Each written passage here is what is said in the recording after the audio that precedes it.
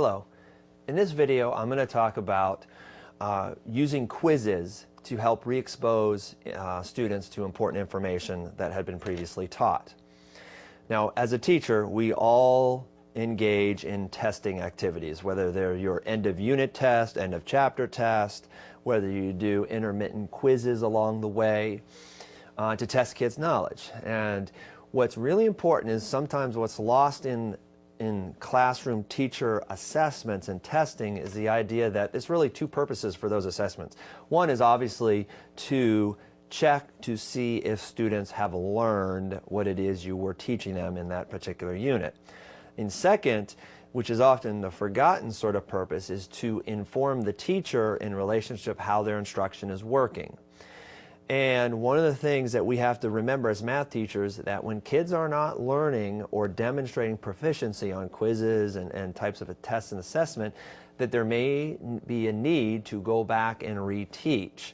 Now, of course, that causes a lot of challenges as far as how much information you must cover in the course of the year. But we have to remember, when kids are not learning important math concepts that you spend time teaching, those are sometimes or often the prerequisite skills they need for more advanced math later on. So with this particular technique, is really not anything complicated or that involved, but basically it is better to use closed book quizzes or tests for students on important key course content. And I think that's something that's important, is this idea of closed book quizzes. Now, quizzes in generally are going to be shorter than the unit test. They will not take up the whole instructional period, but these quizzes are good information. Teachers can use the information from these quizzes to determine how effective their instruction is going. In other words, are the kids learning what you are teaching them? And one of the things with these quizzes is it's also important if you use fill-in-the-blank or short answer formats. Now, someone says, fill in the blank in math. Well, maybe you're testing some vocabulary. If you can put vocabulary on that, we know that vocabulary is very important for kids understanding and using math. But it is better to use sort of what I call production response quizzes or tests versus multiple choice. Now, with all the emphasis being placed on high-stakes assessment, most high-stake assessments are done with multiple choice questions format. So teachers have sort of interpreted, and I think to some extent correctly, that the kids need practice on those multiple choice tests. And I do believe that that is important. However, to keep things or keep important concepts in kids' repertoire, it is important that you use production response formats where the kids actually have to answer the question versus choose A, B, C, or D.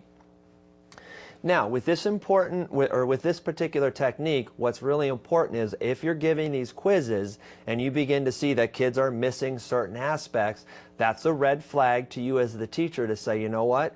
I may have to provide some additional instruction. And one of the things that we have to remember or keep in mind that this additional instruction doesn't have to be for everyone. It only has to be for the kids that need that additional instruction. This is the opportunity that teachers can accelerate the kids that are getting it while providing additional instruction, reteaching, remediation for kids that are struggling. And again, what's important here is that we require the students to actually solve and produce the answer versus choosing from provided A, B, C, and D answers. Now, to carry out this recommendation, what you want to take a look at are your quizzes that you use and any sort of informal testing situations. These quizzes, the purpose of the quizzes does not have to be high stakes in terms of high stakes for the student's grade, but they can just be used as an instructional tool that gives the teacher information as well as helping kids by re-exposing them to important concepts that you want. But you could also use Jeopardy-like games, those types of activities that will help kids practice recalling important information, and that sort of will help build kids' memory, strengthen the connections, and so forth. So with this re-exposing students to these information through quizzes, I would say most of us already do some level of quizzing. Focusing these quizzes to re-expose kids to things that we have been highlighting and focusing our instruction on in a production response format will better sort of solidify, firm up that information as they move forward into the new content. So Real quick, again, this information is these slides are available on the Georgia Department of Education website for you to download, and hopefully you'll begin to re-examine how you do quizzes.